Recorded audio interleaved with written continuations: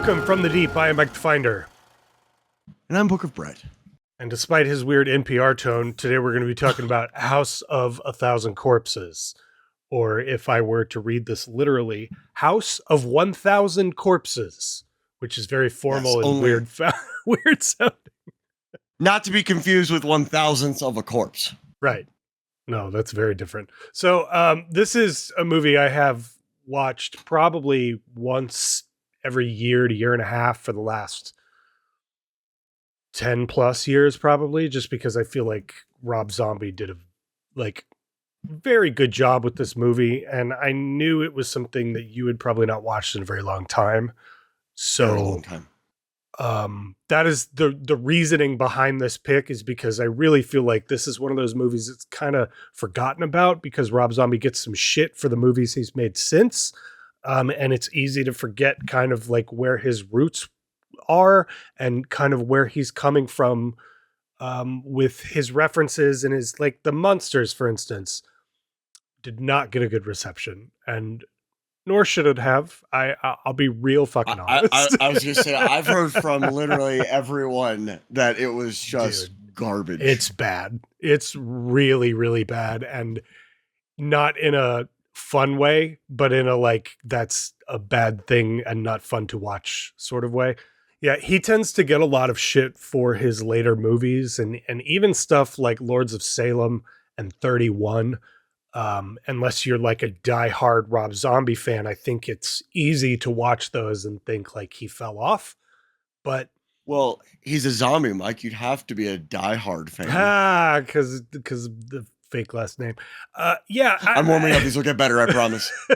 So I don't know. I think going back to his first movie, which is from the year 2003, is kind of crazy because we watched this together last night and we were kind of talking. You had brought up the fact, like, did this bring back like gore into the mainstream? And we started looking it up.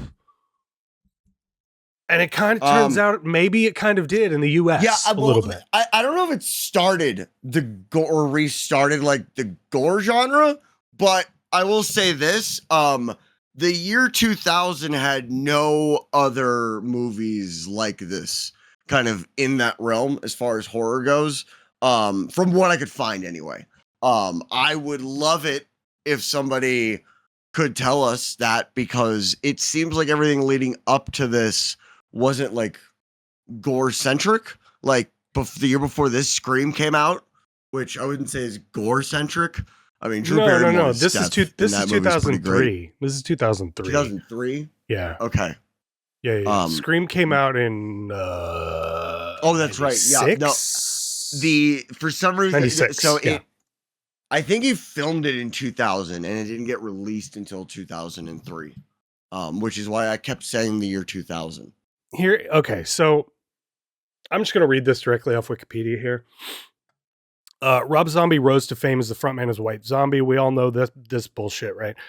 The album was a commercial success. Prior to working on A House of a Thousand Corpses, he had worked on an animation for Beavis and Butthead Do America. He directed music videos and completed a full screenplay for The Crow 2037, which ended up being Crow Salvation. Which we all remember so fondly. It has Kirsten Dunst in it, apparently.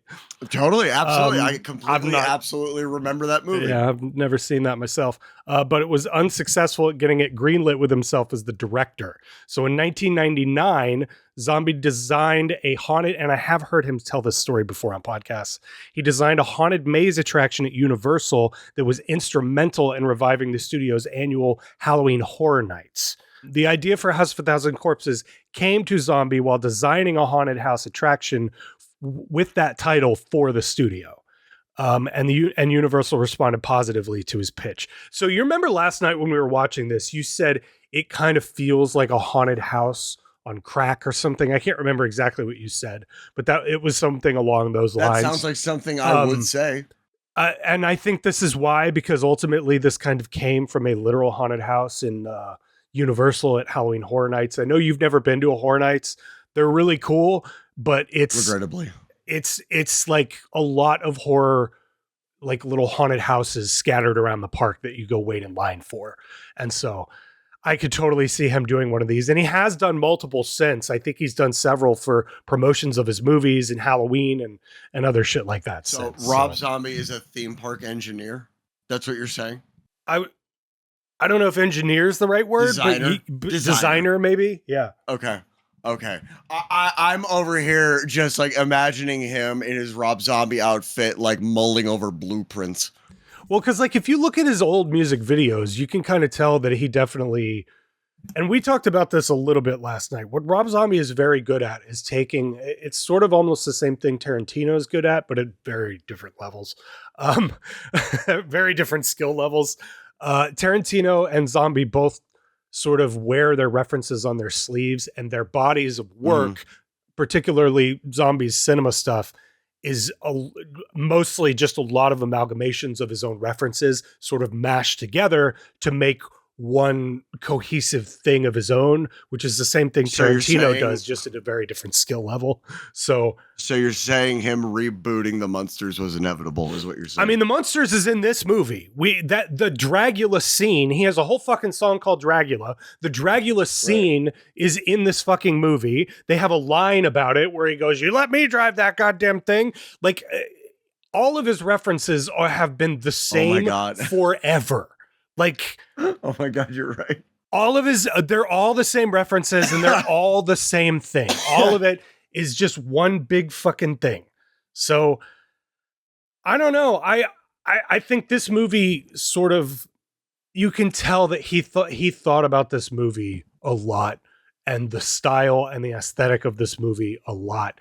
And he put a lot of time into the editing, especially considering that this is mostly shot on 16 mil and 35 mil film. The editing in this is insane. We kept going back to that last night. The editing in this is insane. Yeah. All of this is to say, I think that this is a really great movie that gets slept on. And as somebody who has not seen it for a long time, I thought it would be really cool to sort of talk about this film. So why don't we get back to the basics here? Why don't you give me a synopsis of this movie? We'll see what IMDb has to say. We'll talk about our individual likes and dislikes of this movie, and then we'll get into ratings. So why don't you give me a synopsis? House of a Thousand Corpses is about some teenagers who run into some weird people in the backwoods and get terrorized, which is a totally new and not at all redone concept. So IMDb's one sentence synopsis: two young couples traveling around the backwoods of Texas searching for urban legends of murder end up as prisoners of a bizarre and sadistic backwater family of serial killers. Which is exactly what I just said. You know, if I remember correctly, when this movie came out, it was being sort of touted as like a Texas Chainsaw ripoff. Which, yeah, and it's definitely got those vibes. Which it sort of is, but it's also a bunch of other things too. So it's easy on the surface to even read that synopsis and think like, isn't that just Texas Chainsaw Massacre? Like, yeah. Mm-hmm. So that's, I mean, here's a funny thing. You take the Texas out of the synopsis and it's just a slasher film. So it's you know. Yeah. Yeah, and Texas and California in the desert sort of look very similar anyway in the summer. So to be fair, Texas is only filled with murderers. So that's true. That's fact. It's basically it's a big sprawling state. It's why Mexico gave it back to us. It's the Australia of the United States. They were like, y'all are crazy. You can have it. All right, well, why don't you give me your thoughts on House of Thousand Corpses? I had a lot more fun with this than I thought I was going to. It is shot amazingly well. It's very funny. Which I feel like a lot of times when horror tries to be funny, it very much isn't. Kind of like half the interactions that Mike and I have on this channel. And this is actually humorous. Especially in the beginning. but it does a really good job of going from really lighthearted to from horror comedy to horror with comedy elements to, oh my God, this isn't funny anymore. Bad things are happening to these people. And I think the fact that he wrote and directed this when we see so many times that go horribly wrong, it didn't this time. I think Rob Zombie did a great job. This is a ton of fun, and I get why you watch it once a year. Do you watch it around Halloween, or do you just watch it once a year? You know, I looked up, it's funny you say that because I looked up the last time I watched this on my Letterboxd, and it was almost 1 year to the day. So this is like apparently summer movie for me. It's really fun for me to have the audience learn the things about you that I've known for so long. I know this is a really weird one to rewatch a lot, but this is one that I saw a lot on like HBO and Showtime when I shouldn't have been watching those movies, like those channels, 2003. Right. Your life is a series of I shouldn'ts. Yeah. And I was watching a lot of stuff like this that I shouldn't have been. And when we were watching this last night, I told you the scene that stuck out to me the most for years after the first time watching this was when Dwight gets turned into a merman. Like that scene is so fucked up and so crazy. And the makeup is so fucking good that it stuck with me for years after that. Yeah, I gotta say, Rainn Wilson's never turned me on, but as a merman, sexy. Well, yeah, sexy. I mean, so yeah, you got anything else you want to go into there? Or? No, not really. I've been up for 45 minutes, so I'm good. Yeah, I mean, that's fair. Yeah, for me, like I said, this is a movie I watch often. According to my Letterboxd, every year to year and a half, I watch this roughly. And I think it's because it's so much fun. I don't remember laughing as much as I did this last time I watched it, though. I think if you look at this as a very surface level, scary horror movie, that's what you're going to get out of it.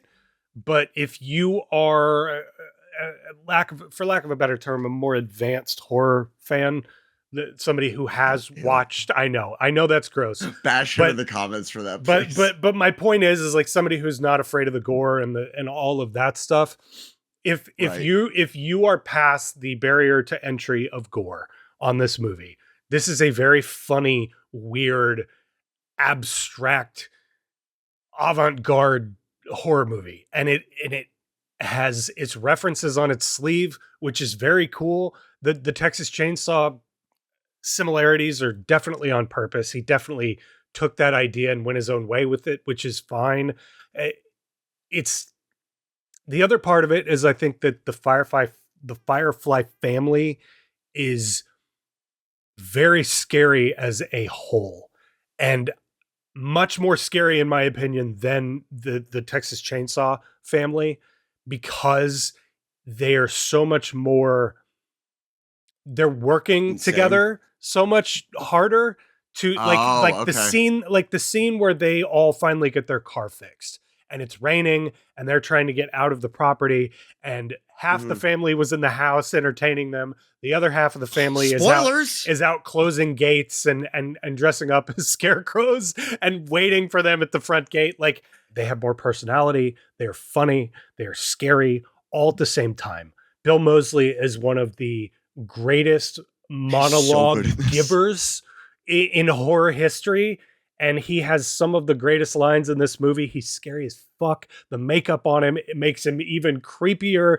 The cinematography is great. The editing specifically is something that I really love. They do a lot of really cool cut back and forths to when they were shooting them with blue lights versus red lights, and they cut between the two takes. And it does this really good job of just making you uneasy. I think the reason for that is, everything in this is done in the way of like old 70s horror. Yeah. And I feel like a lot of times when you see newer movies do that, they incorporate like one element or the other. from that filmmaking process. Only so that no one has cell phones and shit too. That's the other thing that drives me crazy. Right. Because it's like the easiest answer to a problem in a script Right. of like, but wouldn't they have cell phones? Not if it's 1978. Right. Like, it doesn't feel like that in this. I feel like every part of the process is done in that 70s style. Like, rather than using elements of 70s horror filmmaking, they use the whole process from beginning to end. And I think that's why it works so well with this, because often it's about the aesthetic. It's about having that like 70s, 80s, 50s. Grime. It's about having that old school aesthetic of the setting that you're in. But it brings you in a lot more when the whole filmmaking process is done like that. And I mean, from the front end to the back end. Yeah, because that's the thing is like we were both like, what the hell is this shot on? And it's 35 millimeter, and some of the flashback stuff is 16 millimeter. There's apparently some old home movie stuff from Rob Zombie's like family and stuff cut in here too. Right. So and dude, all the negative flipping with the film and shit that they did, and just all the weird colored lights, and the sets are actually in front of you. That's one of the other things that we kept going back to last night is the sets are actually been built. Sets? Yes.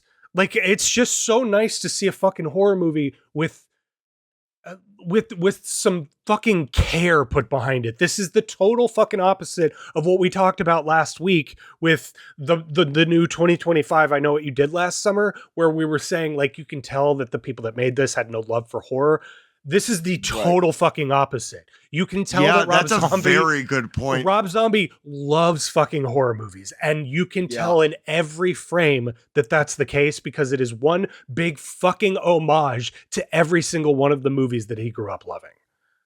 I did not think of that, actually. I did not think of the fact that what's the word I'm looking for? The contrast from the last movie we did to this one. And now that I'm thinking about it, it is actually quite mind-blowing to see the difference between we're going to do this because reboots are a thing. Yeah. And this, which is not only, I mean, I don't want to say it's a totally original idea. It's not. No. But it is a tried and true, not tried and true. Tropey. It is a concept that has been done over and over and over and over again. But when you inject your own creativity into it and your own original ideas into it, now we're cooking with gas. And I used it right that time. I didn't use it right last time. I have been reading this book. It's called Steal Like an Artist. I stole this from my girlfriend. She had this laying around. I was like, I'm gonna take this.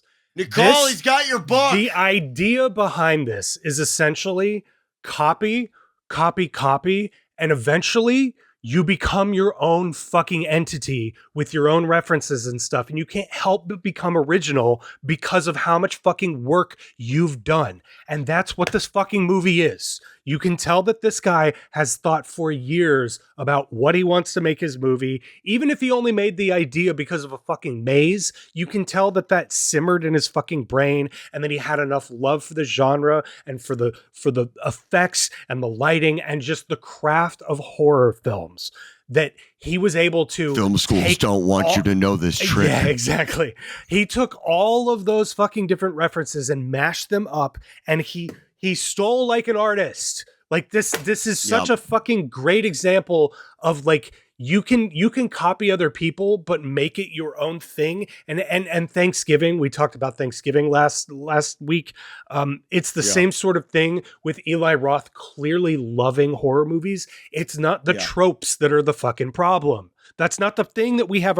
Really think about how I Know What You Did Last Summer made you feel, and the color scheme and the aesthetics. It's gray and dark and black and bland and blah. And this is bright. It made me feel angry. And you missed the actual feeling. Okay, yes. Anger. And this is bright and colorful and violent and funny. Yeah. And it's the total fucking opposite of everything that we were complaining about in last week's show. Well, I also think it's a matter of creating your own thing within a thing. Whereas I know what you did last summer is just this reboot for the sake of, well, fuck, I don't know why they made that movie, Money. to be completely honest with you. I don't know why any of them made that movie. And what I mean by that is I don't know why the movie needed to be made. I don't know why it needed to be suggested. I don't know why the people that got involved ended up being involved.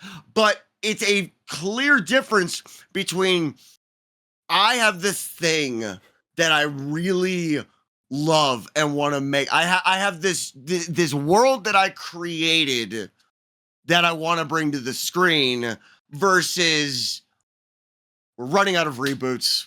Yeah, Let's find a new reboot. exactly. I think what happened, I think Scream got requelled or rebooted or whatever. And I will say, if you're gonna reboot the next thing from that era, I Know What You Did Last Summer makes sense. Well, they're doing Urban Legends now. Totally. I think yeah. next. No, totally. Because Tarot did And so well. Why would you not bring fucking Urban Legends back? Because I am sure they will spend time on it. I am sure they won't film it in 2 weeks. And I am sure they won't rush the editing process. Well, what's really funny is on Wikipedia, I saw that they shot this movie in 25 fucking days. This one? Yeah. Yeah, that makes sense. When the studio shelved the film in 2000, this goes back to what you were saying, so I did finally find it. There it is. Zombie conceived the film while designing a haunted house attraction for Universal, where filming took place in 2000 on the backlots. When the studio shelved the film, fearing it would receive an NC-17 rating, Zombie reacquired the rights. They were eventually sold to Lionsgate. So yeah, he made this in 2000 and it got shelved because they thought it was going to get an NC-17 rating, which if what we were saying is true, somebody please correct us. Like, I'm not, like, 2000 to 2010-ish, I'm not nearly as familiar with those years in horror as I am with stuff before that. So if we're remembering correctly, I think this is one of the first, like, darker, gorier movies to come out. I think Saw was the year after this. When was Eli Roth's first movie? Not first, but what was that movie called? Hostel. When was Hostel? Was that his first? I don't know if that was his first. That was 2005. Movie. That was his breakout. Okay, yeah. Yeah, Hostel was 2005. So, like, dude, he's doing this a full 5 fucking years before Hostel, 3 to 4 years before fucking Saw. Like, I don't know. This kind of seems like he brought, like, the whole gore porn thing back. And looking back at it, there is a lot of gore in here, but it's not what happens now. Like, there's some shit especially within Saw and some other stuff. Hostel's actually kind of tame too, going back. Compared to what I've seen since then. I watched it recently. I think it was last year. I don't know if I agree with that. I watched it let me see. I can tell you when I watched it because of Letterboxd. Mm-hmm. I reviewed this film. 2023. I gave it a 4. A real Chad's movie that doesn't hold up at all. The gore is bad, the script is bad, and the dialogue is so cringy it's really hard to enjoy it. This has been a blind spot for me for almost 20 years. I didn't watch this for the first time until 2023, by the way. So this was the first time I watched it. This is the review from that. This has been a blind spot for me for almost 20 years, and I may have waited too long to watch it because it just doesn't hold up. And at times, legit feels like a comedy for all the wrong reasons. I don't remember much of Hostel. I know. I remember. Well, no. We've talked about this before. I remember Hostel 2. Yeah, I know. And that's the one we talked about. That one's way more fucked up, too. That one's way more fucked up. Yeah. Super duper glad I watched it at the time that I chose to watch it. It's totally a great idea to not watch that one sober. Or even on this planet. But my point is like, it feels from Venus. It feels like Zombie was doing something way more, like way further in advance than a lot of other people were. We talked last Yeah, night a little bit about how Scream kind of brought back the slasher and brought back horror to a more mainstream audience. And sure. a mere 4 years later, Zombies making this? That's fucking crazy. Right? Right? That's fucking nuts. I mean, it's not surprising though. And it's because of his references, right? Like from the movies that he's pulling. Well, that's what I was going to say. It's not surprising that he made this before that, because I would imagine this is the only type of horror he really wanted to make. Yeah. And 2000, that no one else was doing. Well, yeah, and I feel like 2000, I mean, you've been doing the music thing for so long. I feel like the year 2000 was a probably at that point where he's like, I want to do something else. I want to do something new, because he'd been doing the RobZombie-esque thing since what, the 80s? Dude, yeah, the mid to late 80s with White Zombie and shit. Yeah. Yeah. When I have heard him say that his original goal was to be a filmmaker, and that the music thing sort of happened and not super good for him. Not super purposefully. He sort of fell into it. I'm so glad his insanely successful music career sort of happened. But like, if we look at his music career, dude, it's like kind of crazy, because I mean, all of it is horror inspired, up and down. From the the name, from their look to their sound. His beard is horror inspired. Yeah, dude. Everything about him is horror inspired. So this is just the reason I wanted to do this movie, is because it just had been a minute since I watched it. I knew it had been a minute since you watched it. This movie kind of gets shat on a lot because Zombie made it, and the stuff that he has made since then. He lost a lot of encouragement from the horror community when he redid those Halloween movies, which, by the way, I don't even actually think they're that bad for as far as Halloween movies go. I think they're pretty good. He just had a totally different take on it, which people were not prepared for. So he gets looked at as like not a real filmmaker or whatever, but dude, you go back to his roots, to this movie, and it is hard to say that he is not like one of the better horror directors that we've had in the last 25 years. Like, legit. I think a lot of that has to do with the fact that they're made almost a full generation apart. I mean, like, generation of people apart. And so you've got people going and watching the Halloween, because I mean, I feel like anybody that's going to get to his remake of Halloween has already seen the originals. They're going to fall in love with them. They might not have seen his original movies, and that might be like their first introduction to him as a filmmaker, which I think this is a far better introduction to him as a filmmaker. This like legit tells you who he is as a person. Like, you can see who his whole vibe, where his whole vibe comes from in this movie. Yeah. Like, it's like literally his music personified in a film. That's what this feels like. And it's fun and kind of weird and dark and twisted, but it's cohesive and really creative. And dude, I liked it a lot. I like it a lot more than I remember liking it. And I don't know. I think this is great. Why don't you give me your final thoughts and your ratings on this movie? I had way more fun with this than I thought I was going to. Like, genuinely had more fun with this. I was laughing from the very get-go. Now, seeing Pudge Eric or Chris Hardwick and Rainn Wilson was and Walter Goggins, fucking great. Walton Goggins, I love Walton Goggins. It's Walter, I really do. I've always Walton. No, it's Walton. Is it Walton? Okay, Walton. Right. You know, it is Walton. Yeah. Why not give him a last name for a first name? But no, so I had a ton of fun with this. The Sid Haig, I love Sid Haig. Dude, he's fucking great in this. So he's so much fun in this, and at a certain point you realize he has a bit part.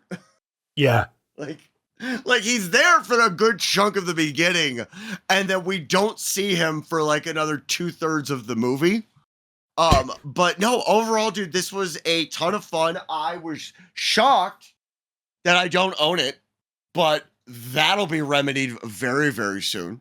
I have been back on a movie buying kick. You gotta drop some money for it. It's like $50. totally worth it. Yeah. Totally worth it. Yeah. But unless it's, it'll be worth it if it's got a slipcase. But overall, no, it was a ton of fun, and I am shocked it took you and I this long, especially considering what Halloween's been around since we've been alive. So I'm shocked that it's taken us this long to do this, but I'm very, very glad we did. I'm giving it an 8 out of 10. Yeah. So for me, like I said, this is one I rewatch quite a bit. This is like right up my alley. The aesthetic, the edit, the lights, dude, all of it is just brilliant. It's fucking brilliant. And it's taking a bunch of things that I love as well and mashing them together in a weird, cohesive, fucked up horror movie. And despite how violent and gory it is funny and it is a legit like dark comedy. This feels like a legit like really black dark comedy. Absolutely. And I do not remember, like, even as often as I watch it, this is the first time, because we're reviewing it, I feel like that I really saw the intention behind what he was trying to do. And I think that this movie has been super misunderstood for a really long time, and that he as a director gets kind of more shit than he maybe deserves. And he, I will also say it would be if this was my first movie out of the gate, it'd be really fucking hard for me to top this. And I think that that's almost the trap that he's fallen into, because like this is, and it's similar to musicians where they say it takes your whole life to write the first album and you only do the second album in 2 or 3 years after that.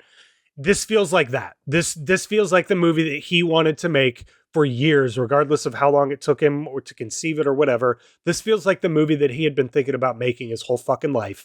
And it is creative and weird and brilliant. And I fucking love it. I'm giving this a 9 out of 10. It's not perfect, but it is fun and ultimately very funny and over the top. And the villains are cool. Dr. Satan is a killer fucking character, just as a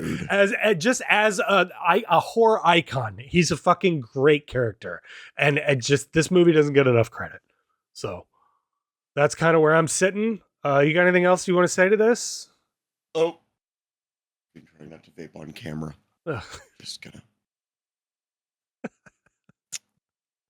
Nope. No, dude. I think you hit the nail on the head. If this was my first movie, it'd be real fucking hard to top this one. I could see getting all up in my own head after making this, trying to come up with something to make after. So I understand. Weird transition to go from this to I'm gonna do the Munsters. I mean, there's a good 20 plus years between those two, but yeah, that's why the Munsters is so shit on, because it's coming from me, somebody who made this, and the Munsters look like somebody handed a 10-year-old a camera and a bunch of color gels and went, go nuts. So, all right. Well, if you like this, make sure you hit the like button. If you really liked it, make sure you hit that subscribe button, because we got a lot more content like this on the channel. Thanks so much for watching, and we will see you guys next time from the deep. Bye-bye.